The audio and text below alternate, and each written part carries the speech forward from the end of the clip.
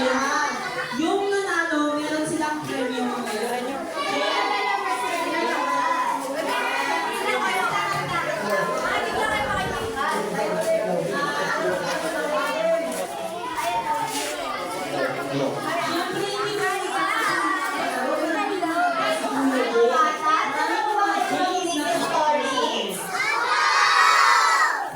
Okay, yung grupo, huwag kayo mag-iwalay kasi yan pa yung libro. Ako nga po pala si Ate Ruby. Pinagit yung makagrupo. Ano na po si Kayo mag-iwalay ha. Ate Jen? Lang ako ang tawag ito sa akin para po may Dapat, ang grupo 11-11 pa rin.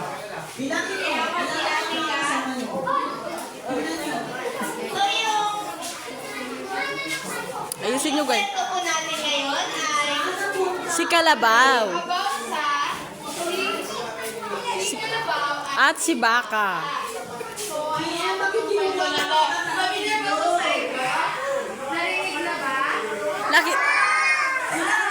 Nakikita nyo na ba yan? Nakikita nyo na? 4, 5, 6, 7, 8, 9, 10, 11. Tsaka may premyo yan, may premyo.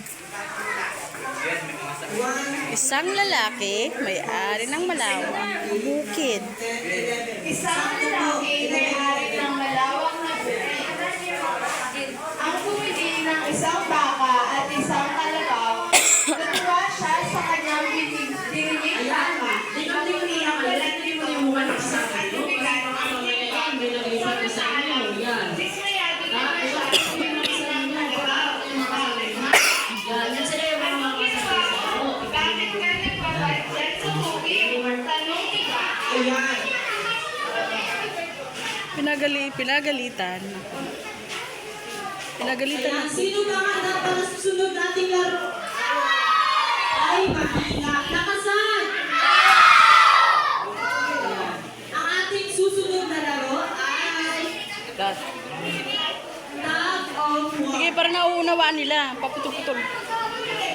Hinaan. Pasalugin na siya mo. Bakit yan naglalakad sa tubig? Tanong ni Baka kay Kalabaw. Pinagalitan ako ng bago nating amo. Kailangan ko daw maglinis ng maputi ng aking katawan. Napakarumi ko daw at napakaitim ng aking balat.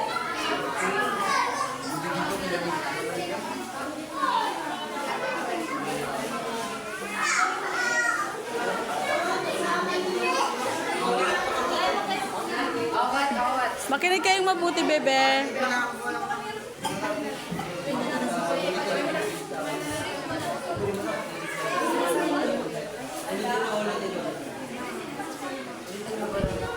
Ha, ha, ha. Nagpapatawa ka ba?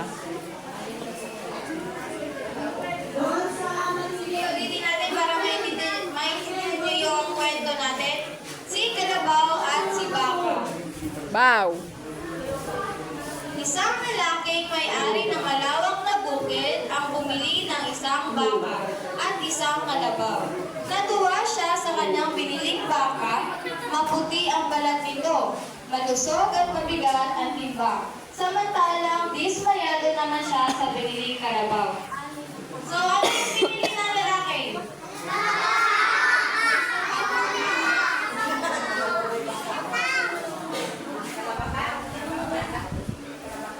Ano ulit yun? Ano yung dalawang hayop na binili niya? Ay, Ben. Sino yung maputi ang balat at malusog? Ay, galing! Palakpakan! Palakpakan! Anong ginagawa mo? Bakit ka nagbababad yan sa tubig? Tanong ni Baka kay Kalabaw. Pinagalitan ako ng bago nating amo.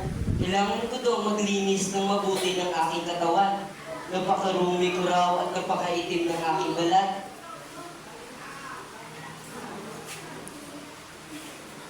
Ha, ha, ha, ha. Kaya mo yun, guys.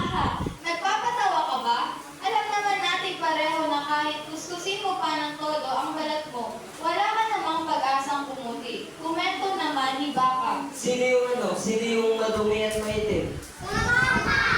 Ay, very good. Very good. Alam ko naman yun. ipinanganak na akong ganito. Pero kung hindi ko ito gagawin, tiyak na parurusahan ako ni Amo. Naging malungkot si Kalabaw habang ibinabahagi ng kanyang saloobin sa kaibigan. Next. Wala. Ito. Bakit? Kung bakit kasi ganito ang kulay ko? Bakit hindi na lang ako naging katulad mo? Maputi ang balat mo at hindi ka pinanidirihan ng ating amo. Himutong pa ni Kalabaw. Ano yung sinabi ni Kalabaw?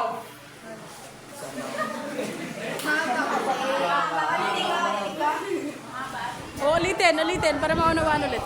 Kung bakit kasi ganito ang kulay ko? Bakit hindi na lang ako naging katulad mo? Maputi ang balat mo at hindi ka pinanidirihan ng ating amo. Himutong pa ni Kalabaw. Sino yung kawawa? Si Baka o si Kalabaw? Ay, magaling! Si Kalabaw. Bakit siya kawawa? Bakit siya kawawa? Kasi maitim! Kasi? Ay, very good!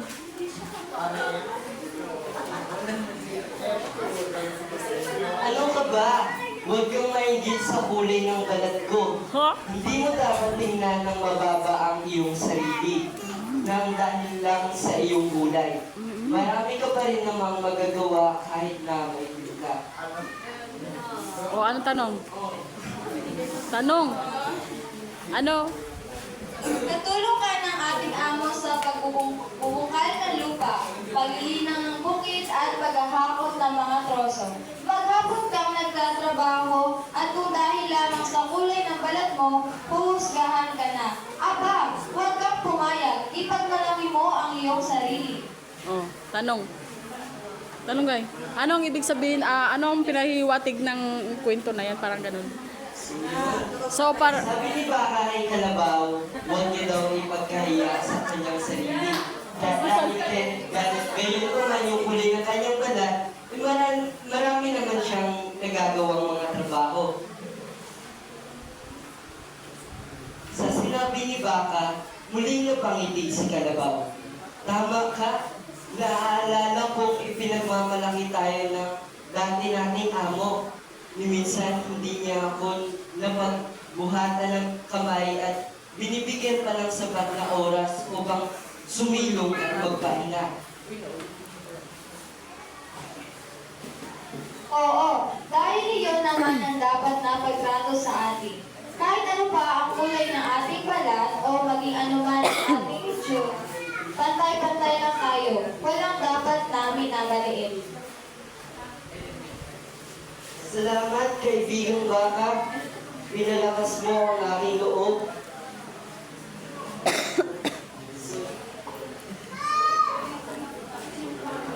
So yun, dahil sa sinabi ni kaibigang Baka kay Kalabaw, na-realize ni Kalabaw yung kanyang halaga. At ngayon, meron na siyang lakas na loob upang ipagtanggol ang kanyang sarili